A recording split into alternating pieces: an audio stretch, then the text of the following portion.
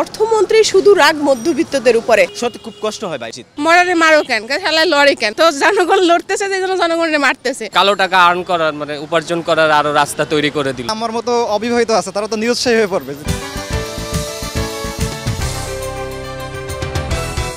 প্রিয় দর্শক, বাংলা ভিশনের নিয়মিত আয়োজন জনমতে স্বাগত জানাচ্ছি। আমি নিয়াজ মাখদুম। আজকের জনমতের বিষয় হচ্ছে বাজেট।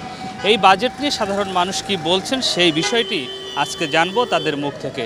চলুন জেনে আসি সাধারণ মানুষ কি বলছেন বাজেট নিয়ে। আমরা মধ্যবিত্ত শ্রেণীর যারা, নিম্নবিত্ত শ্রেণীর যারা, খেটে খাওয়া মানুষ যারা, আমরা ওইভাবে আর টিকে থাকতে পারছি না। আমাদের খুব কষ্ট হয়। এই দেশে কি বাড়ি তৈরি করার মতো জায়গা নেই? এমপি মন্ত্রী যারা আছেন, যারা সচিব আছেন মন্ত্রণালয়ের, তারা তো মূলত বিশাল অট্টালিকার নিচে এসি রুমে বসে তারা এই নীতি নির্ধারণ করে, বাজেট পেশ করে। 1000 টাকা নিয়ে মার্কেটে গেলে সে 1000 টাকার মধ্যে কিনতে পারবে কি না, নাকি আরও ঋণ করতে হবে, সেটা তো দেখা উচিত। এখন আমরা রাজনীতিতে সক্রিয় বক্তব্য দিই, ভূমিকা নেই, কিন্তু এই বক্তব্যের পেছনে আসলে কি? যদি স্বার্থ হয়ে থাকে তাহলে সেখান থেকে আপনারা সরে আসুন, আম জনতার পক্ষ হয়ে আপনারা কাজ করুন। আমরা যারা বৈধভাবে টাকা ইনকাম করব তারা হচ্ছে যে 30% দিবে, আর যারা অবৈধভাবে প্রচুর টাকার মালিক হয়েছে তাদের কাছে মাত্র 15%। এখন বিষয়টা হচ্ছে যে মরারে মারো কেন, শালায় লড়ে কেন? তো বিষয়টা বরিশালের ভাষায় সেটাই বলতে হয় যে মরারে মারো কেন। তো জনগণ লড়তেছে, যে জন্য জনগণের মারতেছে। মোবাইলে যদি 100 টাকা রিচার্জ করি, সেখানে আমরা হচ্ছে 30 টাকা কেটে নিবে। তো একজন রিক্সাওয়ালা যখন 100 টাকা রিচার্জ করে তাকে 30 টাকা ব্যাট দিতে হবে, এটা এক প্রকার জুলুম ছাড়া কিছু বলা যায় না। নিজেদের টাকায় মিটার কিনবো, নিজেদের ঘরে মিটার বসাবো, কিন্তু আমার মিটারে টাকা ভরতেছি, টাকা কেটে নিচ্ছে। কোথায় যাচ্ছে? ব্যাট নিচ্ছে, ট্যাক্স নিচ্ছে। কিছু জিনিসের দাম কমছে, দাম কিসের কমছে? যেই জিনিসগুলো সাধারণ জনগণের কোনো কাজেই লাগতেছে না। বেনজির কিছুদিন আগে বলছিল যে দুর্নীতির বিরুদ্ধে সে 0 টলারেন্স ঘোষণা করলো। একজন 0 টলারেন্স ঘোষণাকারীর ব্যাকগ্রাউন্ডে যদি এত বেশি দুর্নীতি থাকে, তাইলে সে কোথায় দুর্নীতির 0 টলারেন্সটা ঘোষণা করছিল, যেটা নিয়ে আমাদের সরকার বারবার লাফাচ্ছিল যে আমরা দুর্নীতিতে 0 টলারেন্স ঘোষণা করছি। বাংলাদেশের যে ব্যাংকগুলো আছে বর্তমানে, এদের ব্যাংকগুলোর অধিকাংশই এখন অবস্থা খুবই খারাপ। যদি সরকারও ব্যাংক থেকে ঋণ নেয়, তাহলে ক্ষুদ্র উদ্যোক্তারা বা বাংলাদেশের ব্যবসায়ীরা তারা কোথায় যাবে? কালো টাকা সাদা বানানোর যে করটা দিচ্ছে আর কি, এটা হওয়া উচিত ছিল বেশি, কিন্তু এটা তারা কম করছে। আর এই কম করার ফলে কালো টাকা আর্ন করার মানে উপার্জন করার আরো রাস্তা তৈরি করে দিল। চাকরিজীবীদের উপরে যে 30% আয়ের 30% যে কর চাপায় দিছে, এটা কর নেওয়া ভালো, বাট আমাদের দেশে তো ওই কর নিয়ে দেশের উন্নয়ন হবে, তো নাগরিকের সুবিধা তো দিচ্ছে না।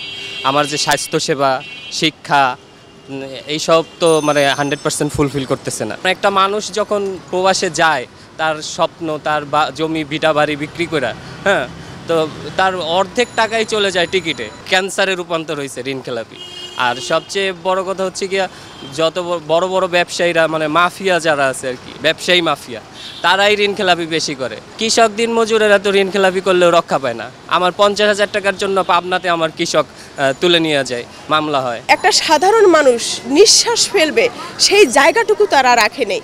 তারা বৈধভাবে যারা মানুষ ইনকাম করে সেখানেই তাদের, ওই যে আমি শুরুতেই বললাম যে অর্থমন্ত্রী শুধু রাগ মধ্যবিত্তদের উপরে। তারা কালো টাকাকে সাদা করার জন্য, এটি যারা অবৈধভাবে দুর্নীতি করে, যারা হাজার হাজার কোটি টাকা লোপাট করেছে, তাদের কাছে আছে, এখন বের করতে পারছে না। কারণ এই সরকার যদি কোনোভাবে ফসকে যায়, তাহলে বাঁশবাগানেও দেখবেন হাজার হাজার কোটি টাকা। এটি সেফ এক্সিট, কারণ এটা যারা করেছে নীতি নির্ধারক পর্যায়ে, তাদেরই কালো টাকা রয়েছে। এখন সেটি সৎভাবে ব্যবহার করতে পারছে না।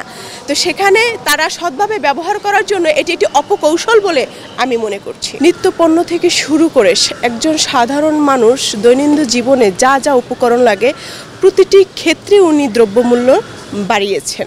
একমাত্র যারা ডেঙ্গু হচ্ছে, সেই ডেঙ্গু টেস্ট করার জন্য যে কিটটি রয়েছে, সেই কিটের শুধু দাম কমিয়েছেন। বিমানের ইঞ্জিনের সাথে টিকিটের কি সম্পর্ক রয়েছে? যারা খেটে খাওয়া মানুষ, যারা ওয়ার্কিং ভিসায় দেশের বাইরে যায়, মধ্যবিত্ত বা নিম্নবিত্ত শ্রেণীর যারা মানুষ রয়েছে, তারা তো আসলে টিকিট স্বল্প মূল্যে পাবে বলেই আশা করেছিল। ইংরেজরা যেমন নীলকর আমাদের উপরে চাপিয়ে দিয়েছিল বা তারা আদায় করে নিয়েছিল বেত্রাঘাত করে, আমাদের উপর বেত্রাঘাত করে না, কিন্তু আমাদের মেরুদণ্ডকে ভেঙে তারা আমাদের অর্থটা আমাদের শরীর থেকে চুষে নিয়েছে। মোবাইল অপারেট কোম্পানিগুলো কিভাবে নিচ্ছে? 100 টাকা রিচার্জ করলে 30% টাকা যদি তারা কেটে নেয়, তাহলে দেখেন একজন রিক্সা চালক, এখানে তো সবাই তো তাদের মতো অর্থ লুটপাটকারী ব্যক্তি না। এখানে নিম্নবিত্ত থেকে আরও নিম্ন, এটি একটি পুঁজিবাদী সমাজ।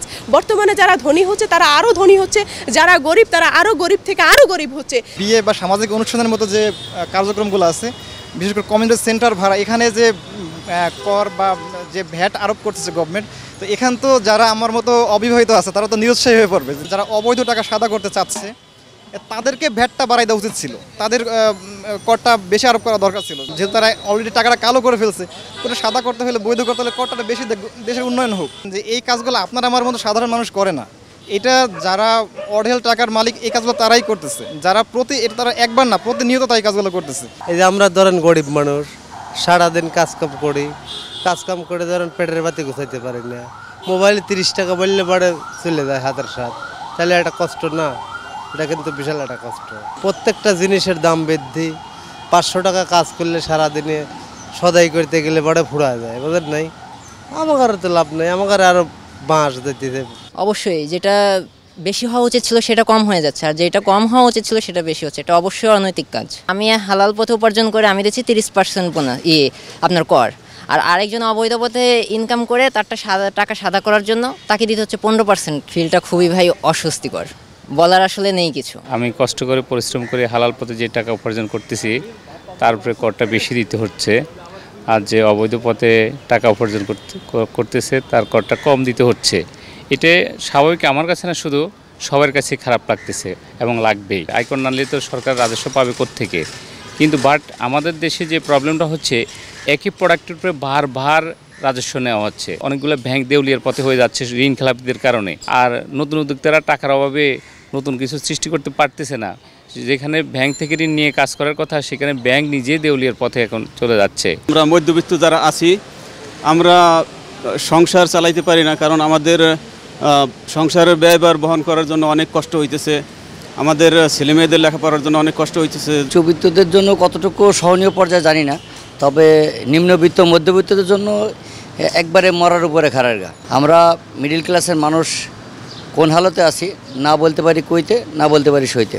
অবৈধ উপায়ে যে সম্পদ অর্জন করলাম সেটার উপরে যে কর সরকার নির্ধারণ করছে, আর বৈধ উপায়ে মানুষ যেটা কর দিবে তার আয়ের কিছু অংশের যে কর, সেইটার সাথে ওটা কখনোই মিল হতে পারে না। অবৈধ তো অবৈধই।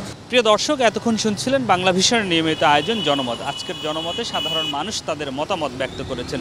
তারা বলছেন বাৎসরিক আয়ের উপরে যে কর চাপিয়ে দেওয়া হয়েছে, এই কর আরও কিছুটা কমালে ভালো হতো। এছাড়া দ্রব্যমূল্যের যে ঊর্ধ্বগতির কথা বলা হয়েছে, সেখানেও সরকারের আলাদা নজর দেওয়া উচিত ছিল বলে মনে করেন তারা। এই ছিল আজকের জনমত। আগামীতে নতুন কোনো বিষয় নিয়ে আবারও আপনাদের সামনে উপস্থিত হব। সেই পর্যন্ত ভালো থাকুন, সুস্থ থাকুন। আল্লাহ হাফেজ।